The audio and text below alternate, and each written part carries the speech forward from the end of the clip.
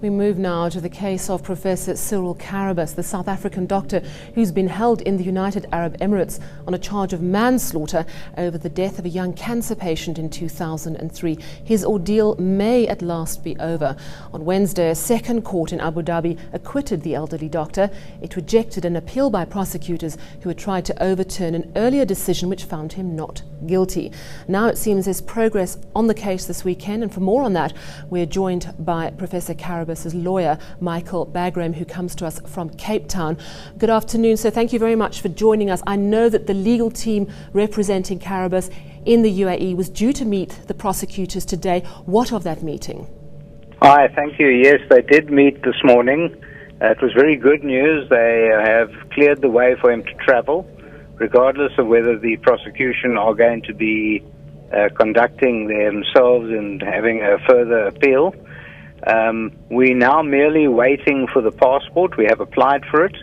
I know also they've applied for the written judgment of the appeal court, and armed with those two pieces of paper, with the passport and the judgment, then Professor Karabus is cleared to travel. He will obviously try and get home as quickly as possible.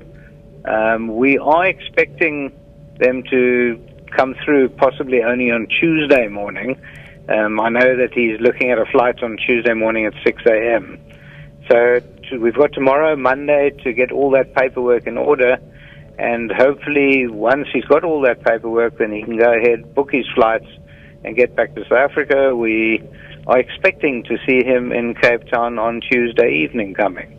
So you have an agreement from the prosecutors that his passport and the written appeal court judgment will be handed over, because those, of course, are the two things he needs to leave. They absolutely, definitely will come through? Yes, they will. The real issue now is the timing, and you know what it's like, administration the world over. Timing is something that we don't have control over. Administrators are notoriously tardy, so we are hoping that Abu Dhabi is better than many other countries in the world, and hopefully we can get that paperwork done as quickly as possible. We've seen how when the prosecution and the defense worked together with the appeal, how quickly they got that together. They both approached the judge and asked for an expeditious end to the appeal, and it was done in one day. Absolutely amazing turn of events. We were only expecting, in fact, this Monday, we were expecting the appeal judgment, or we got it 4 days ago. So things were working well in the sense that the prosecution and the defense have asked for an expeditious outcome. They've got it. That's now the end of the road. All we're waiting for now is the paperwork. And the passport is vital, obviously, and you can't get the passport unless you've got the written judgment, and that's just clerks. It's the clerk of the court and the clerk in the Justice Department have to issue the passport. They have it. So it's about red tape. One of the interesting factors is the last option left to prosecutors was to go to their court of cassation, which is similar to our constitutional court. Am I right in understanding you that whether they go that route or not is not going to impact on whether Professor Karabus comes home or not? Yeah, we found out today after the meeting, that they have cleared his way to travel. That was a worry that we had, that he wouldn't be able to travel while they considered the option of going to the court of cassation. They can still consider that, but they've cleared the way to travel. They have no problem with him traveling back to South Africa.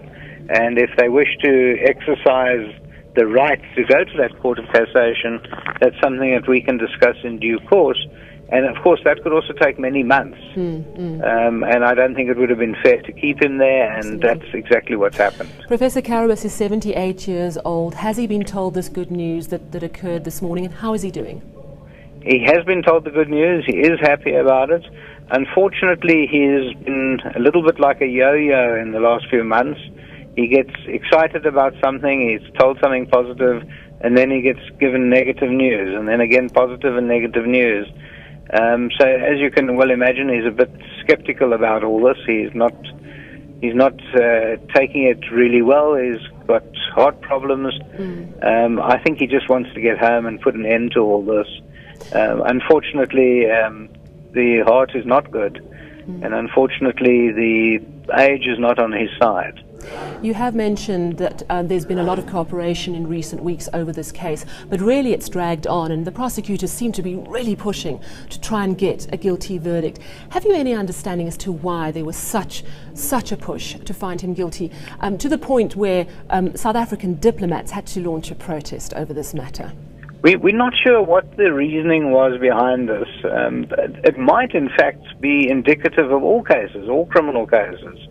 And we don't know if this was actually targeted or especially looked at. And in terms of Abu Dhabi, they have obviously thousands of people in their prisons.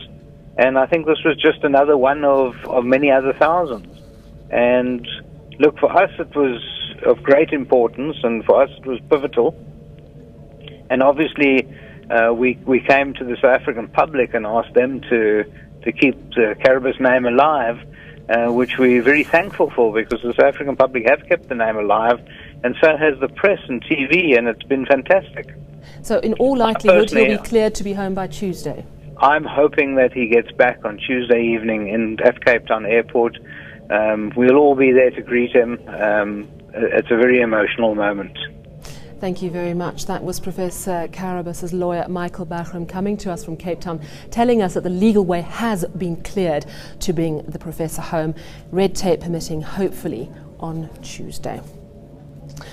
News that moves. eNCA.com.